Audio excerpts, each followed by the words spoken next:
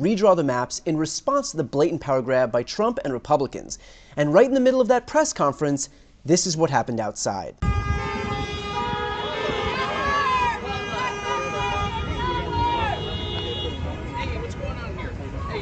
We're here making Los Angeles a safer place since we won't have politicians. We do that ourselves. So that's why we're here today. Now, I should note first and foremost that I am here at the press conference in Los Angeles right now. That's why I'm not in my regular studio. The location is not a high-traffic area and certainly not one that would warrant any activity by ICE. But of course, they didn't come for a legitimate reason. They came to do what Trump's law enforcement agencies always do, which is to intimidate. Donald Trump is broadcasting that he wants to be a dictator and will use the power of the state to suppress any dissent, chill free speech, and cow his enemies into submission. This ICE presence is one more instance of exactly that, textbook authoritarianism. Newsom was in the middle of his press conference, but knew what was happening outside, prompting this response. Well, I think it's pretty sick and pathetic. And it just said everything you need to know, the setting that we're under. That they chose the time, manner, and place to send their district director outside right when we're about to have this press conference. Said everything you know about Donald Trump's America. And that was top down. You know that for a fact. They'll deny it, I'm sure. Maybe they won't deny it. Said everything you know about the authoritarian tendencies of the President of the United States. I said in a moment ago, wake up, America. Wake up. You will not have a country if he rigs this election. You will have a president who will be running for a third term. Mark my word. I wasn't exaggerating when I said that I received in the mail a Trump 2028 hat from one of his biggest supporters. These guys are not screwing around. The rules do not apply to him. The most corrupt president in history. He doesn't believe in free enterprise, crony capitalism. He is wrecking this country, wrecking the economy. It's a lawless president. Wake up, America. Wake up to what's going on. You know what Donald Trump knows. He's going to lose the midterms. He knows de facto his presidency ends in 17 months when Speaker Jeffries is back in office. He knows it. Why else? Why else would you try to rig the system?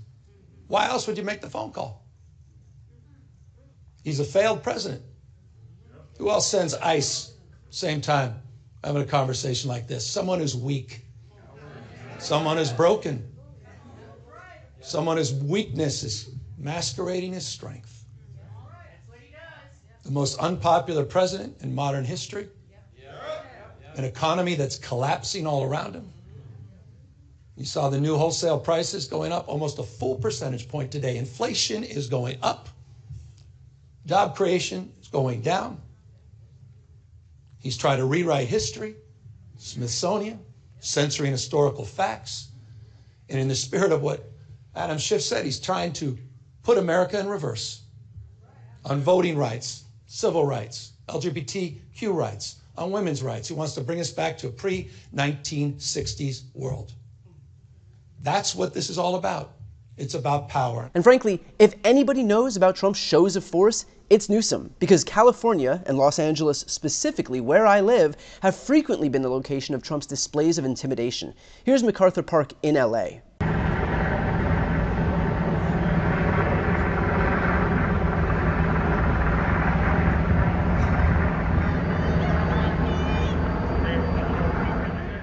I mean, come on. Agents on horseback to sweep an empty park? You think this was really the best use of federal resources? You think this was really the most practical spot for this scene? Of course not. But the goal wasn't practicality. It wasn't a legitimate exercise. It was a message intended to show the brute force of the federal government. And the craziest part? This is happening at the hands of the party of small government, the party that spent my entire lifetime demanding that the Second Amendment was absolutely necessary because you never know when a tyrannical government might try to overpower us. And now, those same people are ushering in that exact phenomenon. The same people who pretended to be so afraid of tyrants have themselves become the tyrants.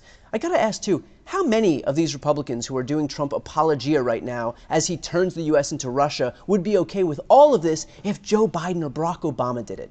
If Biden or Obama sent troops to Ohio or Tennessee or Missouri, all of which have cities with higher per capita crime rates than Los Angeles and Washington, D.C., where the military was deployed. I brought that point up while debating Geraldo Rivera on News Nation. Yeah, How is it that we can't stop our own citizens from killing each other? A river of blood runs through this, the national parks and all the rest. Geraldo, it was such a pressing issue that Donald Trump found it necessary to first figure out how to put up a flagpole on the White House grounds, to lay the plans for a $200 million ballroom, to host a bunch of crypto dinners, to release a cell phone plan and a crypto coin. All of those things were more pressing than the crime that was apparently so out of control in D.C. that we needed federal troops to be stationed there.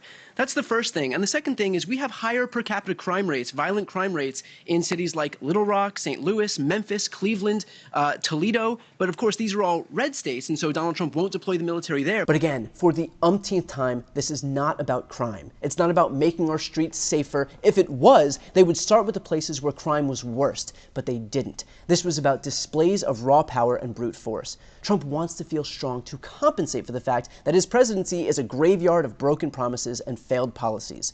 Prices are surging, the economy is stagnant, inflation is rising, the Epstein files are not coming out, healthcare is being cut, and the U.S. is being alienated on the world stage.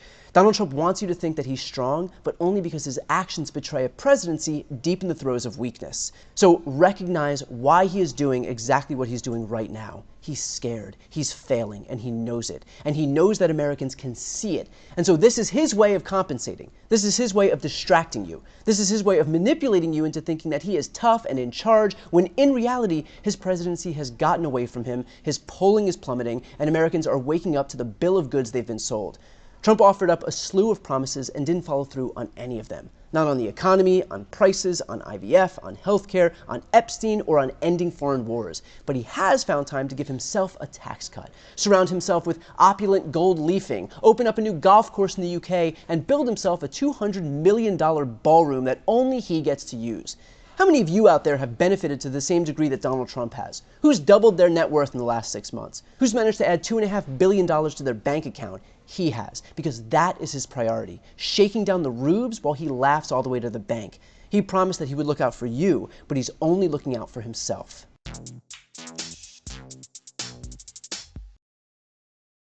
Before you go, if you enjoyed this content and you want to see more and support independent media, please subscribe to this channel. The subscribe button will be right here on the screen. But second, the reality is that we are now in a political environment where this administration can lean on any of the social media platforms to suppress certain voices if they don't like critical coverage. That means my longevity here is in the hands of a few tech billionaires who are already making it clear that they are willing to cater to this administration. To that end, signing up for my newsletter is a way for me to reach you directly if that ever becomes necessary. I'll put the link right here on the screen as well, so please sign up. It's free, but there's also an option to do a paid subscription if you'd like to support me and my team. I really appreciate it. Thanks so much for watching.